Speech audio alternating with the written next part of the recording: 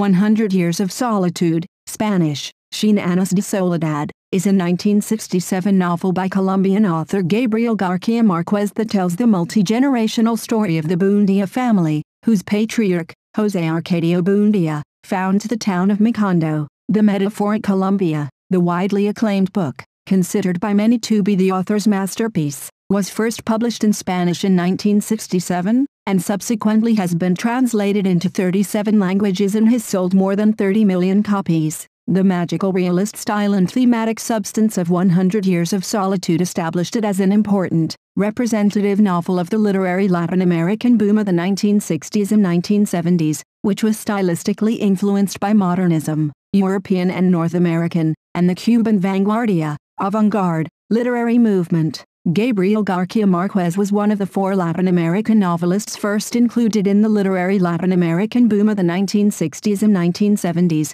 The other 3 writers were the Peruvian Mario Vargas Llosa, the Argentine Julio Cortázar, and the Mexican Carlos Fuentes. 100 Years of Solitude, 1967, earned García Márquez international fame as a novelist of the magical realism movement within the literature of Latin America, as a metaphoric, critical interpretation of Colombian history, from foundation to contemporary nation. 100 Years of Solitude presents different national myths through the story of the Buendía family, whose spirit of adventure places them amidst the important actions of Colombian historical events, such as the liberal political reformation of a colonial way of life, and the 19th century arguments for and against it, the arrival of the railway to a mountainous country, the Thousand Days' War, Guerra de los Mil Días, 1899-1902, the corporate hegemony of the United Fruit Company, American Fruit Company in the story, the cinema, the automobile, and the military massacre of striking workers as government labor relations policy.